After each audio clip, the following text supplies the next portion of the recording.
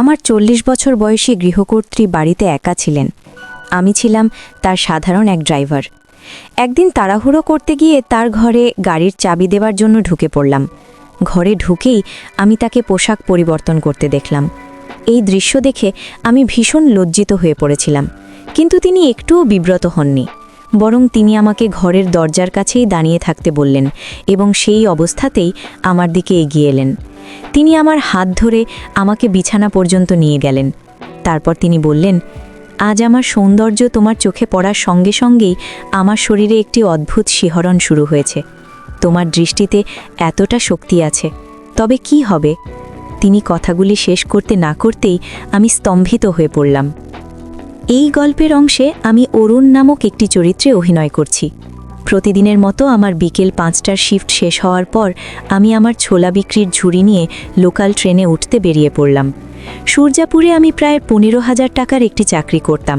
সকাল ৯টা থেকে সন্ধে ৫টা পর্যন্ত কল সেন্টারে কাজ করার পর রাতে ৯টা পর্যন্ত ট্রেনে ছোলা বিক্রি করতাম। এটি ছিল আমার সাইড ব্যবসা, যাতে কিছু অতিরিক্ত টাকা উপার্জন করতে পারি। গত ৩ মাস ধরে আমি এই ব্যবসা শুরু করেছি এবং এতে মাসে প্রায় ৭,০০০ থেকে ৯,০০০ টাকা পর্যন্ত উপার্জন করি।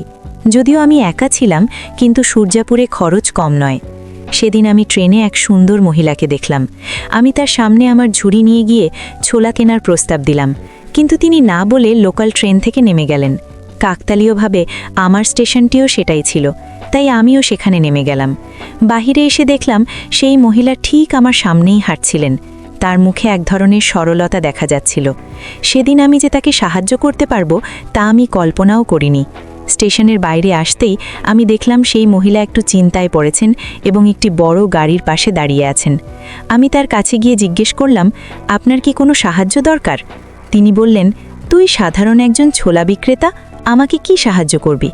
এত বড় গাড়ি কখনো দেখেছিস কিনা সন্দেহ, চালানো তো আরও দূরের কথা। আমাকে এক জরুরি ড্রাইভার প্রয়োজন। আমি বললাম, আপনার যদি কোনো আপত্তি না থাকে তবে আমি আপনার ড্রাইভার হতে রাজি আছি। যখন আমি 4 হুইলারটি চালাতে শুরু করলাম তখন আমার ড্রাইভিং দেখে তিনি অবাক হয়ে গেলেন। তিনি আমার পাশে বসে আমাকে গন্তব্যের পথ নির্দেশ দিতে লাগলেন।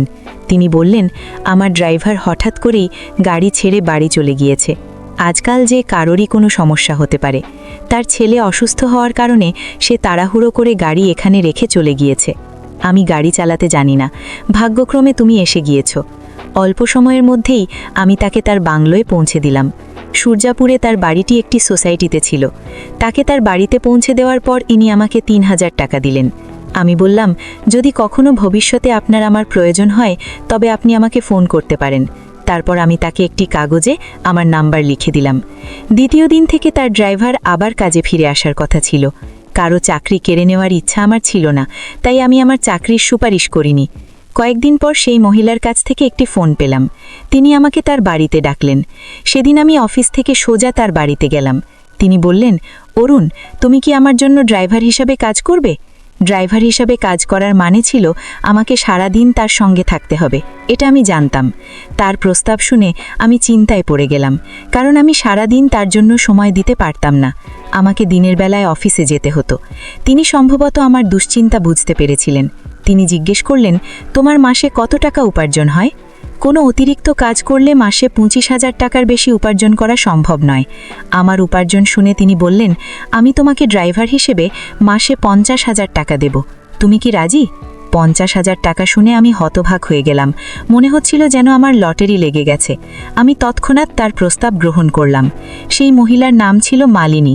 তিনি দেখতে খুব সুন্দরী ছিলেন। মালিনীর কাছে আমার নতুন কাজ শুরু হয়ে গেল। এমনি একদিন রাতে মালিকের বাড়িতে আমার দেরি হয়ে গেল। শেষ লোকাল ট্রেনটি আমি ধরতে পারিনি। মালিক গাড়ি থেকে নেমে বাড়িতে ঢুকলেন। আমি গাড়ি পার্ক করে বিদায় নেওয়ার অনুমতি নিতে তার ঘরে গেলাম। আমি খুব তাড়াহুড়োতে ছিলাম, তাই ঘরের দরজা না নক করেই ভেতরে ঢুকে পড়লাম। ঘরে ঢুকে আমি তাকে একটি অশালীন অবস্থায় দেখলাম। তিনি তখন পোশাক বদলাচ্ছিলেন। তাকে দেখে আমি তৎক্ষণাৎ চোখ ফিরিয়ে নিলাম এবং ঘর থেকে বেরিয়ে এলাম। কিছুক্ষণ পর মালিকও বাইরে এলেন। আমি তখনও মাথা নিচু করে দাঁড়িয়েছিলাম। আমি যখন মাফ চাইতে যাচ্ছিলাম তখন তিনি বললেন, কি হলো অরুণ, তুমি খুব তাড়াহুড়োতে দেখাচ্ছ। আমি বললাম, মালিক, আমাকে বাড়ি যেতে হবে, আজ খুব দেরি হয়ে গেছে। শেষ লোকাল ট্রেনটি ধরতে পারবো কিনা সেই ভাবনায় ছিলাম, সেই চিন্তাতেই আপনার ঘরে ঢুকে পড়েছিলাম। দয়া করে আমাকে ক্ষমা করুন। তিনি যখন দেখলেন আমি তাকে পোশাক বদলাতে দেখে ফেলেছি, তখনও তিনি বেশি রাগান্বিত হননি, বরং তিনি এ ব্যাপারে কিছুই মনে করেননি। তিনি বললেন, আজ রাতটা এখানেই থেকে যাও। যাই হোক, তোমার বাড়িতে তোমার জন্য অপেক্ষা করার মতো কেউ নেই, তুমি তো একাই থাকো, আর আমিও এখানে একা। একটা কাজ করো, আজ থেকে তুমি আমার সঙ্গেই এখানে থেকে যাও। 1 বছর পর আমার সন্তান বিদেশ থেকে ফিরে আসবে। যখন তারা ফিরে আসবে, তখন তুমি নিজের বাড়িতে ফিরে যেতে পারবে।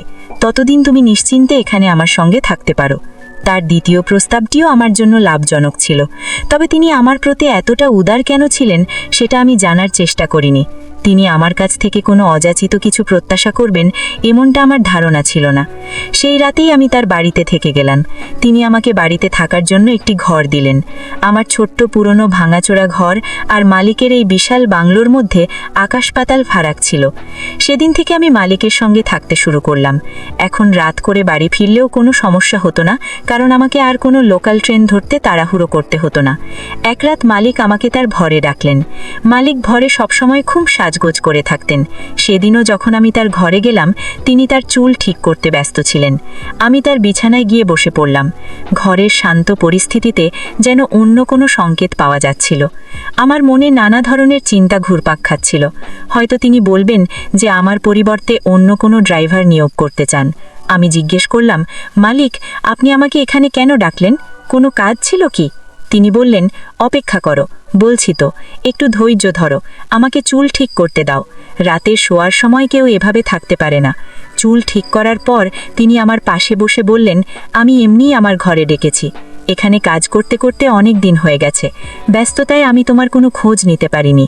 আচ্ছা, আমাকে বলো, তোমার পরিবারে কে কে আছে? আমার মনে হয় তুমি সূর্যাপুরে একা থাকো, এটা আমি জানি, কিন্তু তোমার গ্রামে তো নিশ্চয়ই কিছু পরিবার রয়েছে। এই কথায় আমি বললাম, না, গ্রামে আর আমার কেউ নেই।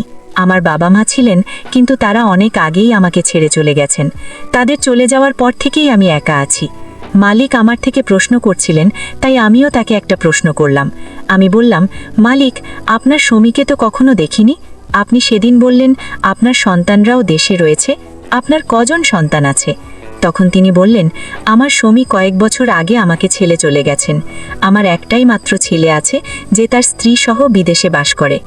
সে অল্প বয়সেই বিদেশে থিত হয়ে গেছে, আর এখন আমি এখানে একাই থাকি। কথা বলতে বলতে মালিক আমার খুব কাছে এসে দাঁড়ালেন। তার চোখে জল ঝরছিল। আমি বললাম, যদি আপনার সন্তানের কথা মনে পড়ে তাহলে তাকে ফোন করুন, আপনার মন ভালো লাগবে। কিন্তু তিনি বললেন, অরুণ, আমি আমার সন্তানের কথা ভেবে কাঁদছি না। আমার ছেলে তার জীবন নিয়ে খুব ব্যস্ত। আমি এখানে নিজের কাজেই নিজেকে ব্যস্ত রাখি, তবে মাঝে মাঝে এই একাকিত্ব আমাকে ভীষণ কষ্ট দেয়। এই কথাগুলি বলতে বলতে মালিক তার মাথাটা আমার কাঁধে রাখলেন। তিনি এক প্রকার প্রেমিকার মতো আমার হাত ধরেছিলেন। যখন আমি তার বয়স জিজ্ঞেস করলাম, তখন জানতে পারলাম তিনি 40 বছরের। আমি বললাম, মালিক, আপনি একদমই 40-এর মতো দেখাচ্ছেন না। আপনি নিজেকে কিভাবে এতটা ফিট রেখেছেন? আপনার সৌন্দর্য তো একেবারে যুবতী মেয়ের মতো। আমার প্রশংসা শুনে তার মুখে হাসি ফুটে উঠল। তিনি বললেন, এমন প্রশংসা আগে কেউ করেনি। ধীরে ধীরে তিনি আরও কাছে আসতে লাগলেন। তার অপ্রত্যাশিত সুখের আকাঙ্ক্ষা ছিল, যা আমি বুঝতে পারছিলাম না। তখন আমি বললাম, আমার ঘুম পাচ্ছে, এবং আমি তার ঘর থেকে বেরিয়ে আসতে চাইলাম। কিন্তু তিনি আমার হাত ধরে বললেন, অরুণ, আমি ভাবিনি তুমি এতটা বোকার মতো হবে। একজন সুন্দরী মহিলা বারবার তোমার কাছে আসছে, আর তুমি তা বুঝতে পারছো না কেন? অরুণ, তুমি যেভাবে আমার যত্ন নিচ্ছ, তাতে তুমি আমার মন জয় করে নিয়েছো। আমি তোমাকে পছন্দ করতে শুরু করেছি। মালিক 40 বছরের হলেও তিনি অত্যন্ত সুন্দরী ছিলেন। শুধু তাই নয়, তিনি ছিলেন ভীষণ ধনীও। তিনি তার একাকিত্ব কাটাতে আমার সঙ্গে সময় কাটাতে চেয়েছিলেন। এত সুন্দরী একজন মহিলা আমার জীবনে প্রথমবার এলেন। তার প্রস্তাব শুনে আমি একটু ভাবলাম। আমি বললাম, মালিক, আপনি কি আমাকে শুধুমাত্র আপনার একাকিত্ব দূর করার জন্য পছন্দ করেছেন, না সত্যিই আপনি আমাকে ভালোবাসেন? তিনি বললেন, অরুণ, আমি সাধারণত কোনো পুরুষের সঙ্গে সহজে কথা বলি না, কিন্তু তুমি আমার মনে একটা বিশেষ জায়গা করে নিয়েছো। আমি তোমাকে এমনই আমার ঘরে ডাকিনি। 40 বছরের এক মহিলা তার বয়সের তুলনায় বেশি উদ্যম দেখাচ্ছিলেন। ধীরে ধীরে তিনি আমার কাছে আসতে লাগলেন। তখন আমি তাকে থামিয়ে বললাম, মালিক, যদি আপনি সত্যিই আমাকে ভালোবাসেন তাহলে কাল থেকে আমাকে ড্রাইভারের মতো স্টেশনে দাঁড় করিয়ে না রেখে নিজের অফিসে নিয়ে যান। যদি আপনি তা করেন তাহলে আমি বুঝব আপনি আমাকে ড্রাইভার থেকে প্রেমিকের মর্যাদা দিয়েছেন।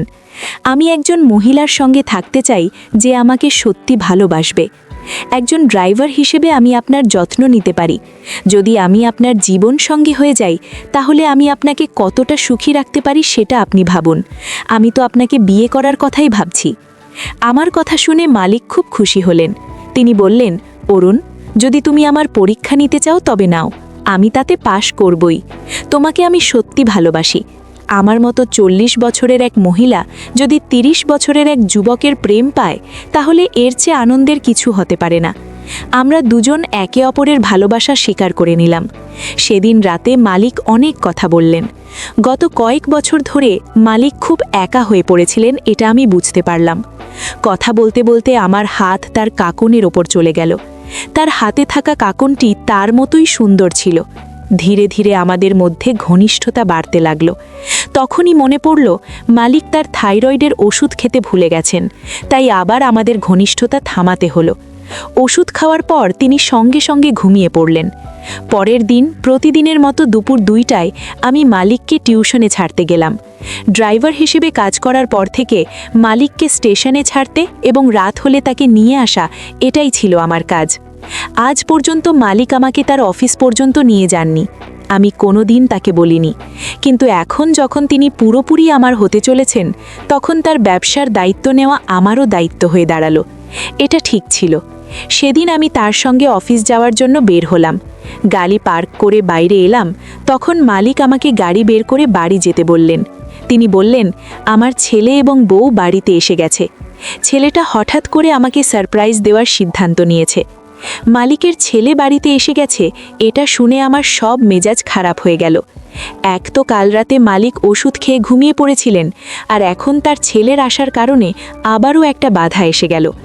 বাড়ি পৌঁছানোর পর মালিক আমাকে ড্রাইভার হিসেবে তার ছেলের সঙ্গে পরিচয় করিয়ে দিলেন।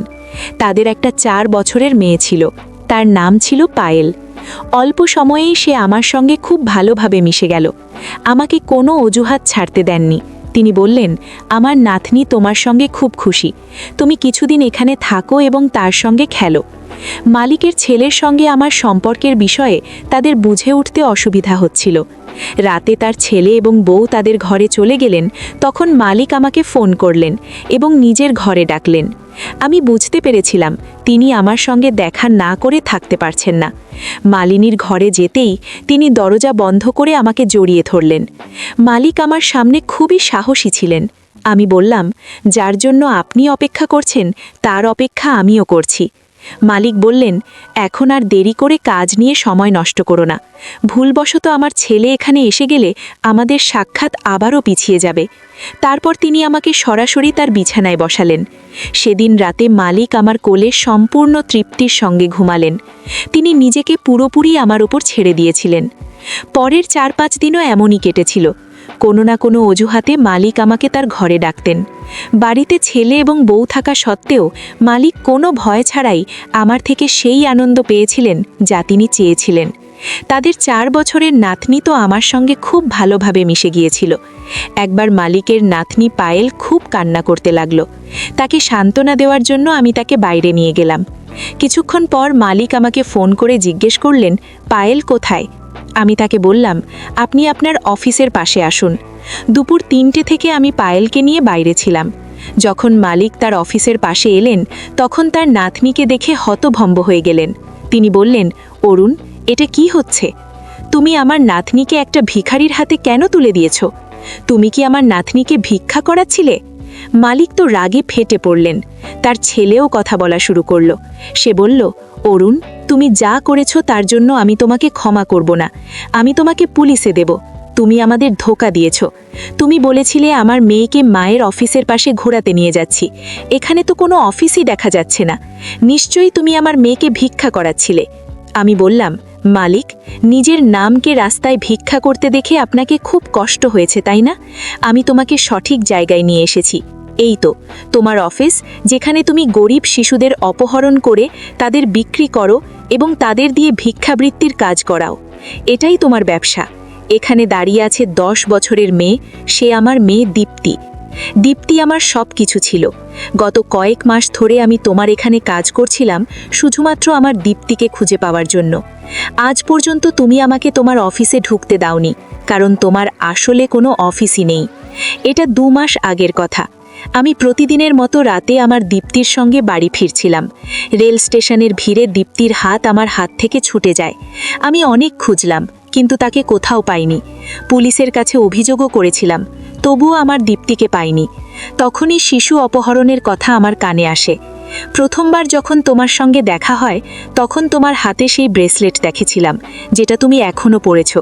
সেটাই আমার এই 10 বছরের মেয়ের ব্রেসলেট। তার জন্মদিনের জন্য আমি এক পয়সা জোগাড় করে এটা কিনেছিলাম। হয়তো ডিজাইনটাও তোমার পছন্দ হয়েছে।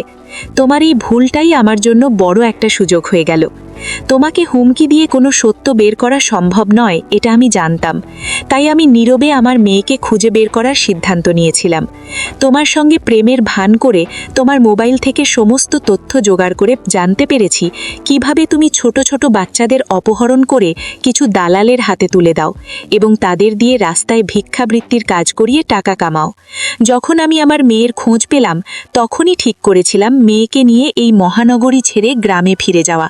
কিন্তু 2 মাস ধরে মেয়েকে না পেয়ে যে যন্ত্রণার মধ্যে ছিলাম, সেই যন্ত্রণার কিছুটা হলেও তোমাকে ভোগাতে চেয়েছিলাম। কিছুক্ষণ তোমার নাতনি তোমার চোখের আড়াল হলে তোমার যে অবস্থা হয়েছিল, সেটা দেখে আমি অবাক হয়ে গেছি। তুমি কতগুলো শিশু অপহরণ করেছো ভাবতে পারো? তাদের মা বাবা কি তাদের ছাড়া বাঁচতে পারে? তোমাদের মতো লোকেরা কখনোই এসব নিয়ে ভাবে না। তোমাদের তো শুধু টাকার প্রয়োজন। মালিকের এই ঘৃণ্য সত্যটা তার ছেলেরও বুঝে গিয়েছিল। সে তার মায়ের সঙ্গে সব সম্পর্ক ছিন্ন করে। এখন মালিক আমার কাছে ক্ষমা চাইছিলেন, কিন্তু ক্ষমা চেয়ে আর লাভ নেই।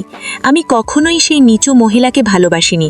তার সঙ্গে কোনো সম্পর্ক গড়ে তোলার ইচ্ছাও ছিল না। তার প্রেমের ভাঁদ ফেলে আমি শুধু আমার মেয়েকে খুঁজছিলাম। মালিনী এবং তার দালালদের পুলিশ গ্রেফতার করেছে। আমার মেয়ের মতো আরও অনেক শিশুকে সেই নিচু লোকেদের হাত থেকে মুক্ত করা হয়েছে। মালিকের জাঁকজমকপূর্ণ সম্পদের পেছনে ছিল এক ভয়ঙ্কর কালো সত্য, যা সবার সামনে এসে গেছে। এই গল্পে অরুণ তার মেয়েকে খুঁজে পাওয়ার জন্য সত্যের মুখোমুখি হয়েছে এবং সমাজের প্রচলিত অন্যায় এবং দুর্নীতিকে উন্মোচিত করেছে, যার মাধ্যমে প্রমাণিত হয়েছে যে শেষ পর্যন্ত সত্যেরই জয় হয়।